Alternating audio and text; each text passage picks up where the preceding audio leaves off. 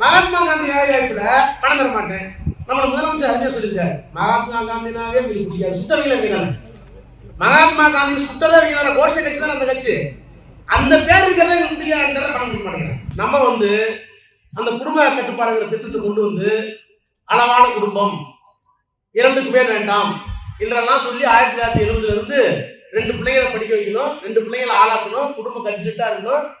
அப்பா அம்மா இருக்கிற காலத்திலேயே பிள்ளைங்க வேலைக்கு போகணும், நல்லா படிக்கணும், காலேஜ் படிக்கணும், வேலைக்கு போகணும், டெல்லிக்கு போகணும், வெளிநாட்டுக்கு போகணும்னு சொல்லி ஒரு நல்ல நாகரிகமான திராவிட நாகரிக பண்பாட்டை திராவிட முன்னேற்ற கழகமும் தந்தை பெரியாரும் அண்ணாவும் கலைஞரும் இன்றைக்கு இருக்க நம்ம முதலமைச்சரும் கடந்த 70 ஆண்டு காலமாக தமிழ்நாட்டிலே கடைபிடித்ததுடைய விளைவாக நம்முடைய மக்கள் தொகை குறைஞ்சிருக்கு.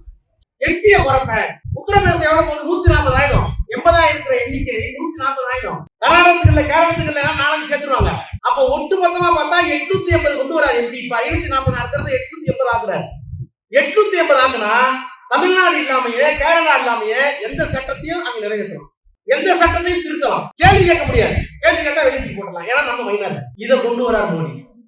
நம்மளை பார்த்து நாகரிகம் இல்லைங்கிறான். அதனால இந்தி படிக்கலாம் பணம் தர மாட்டார் அவரு.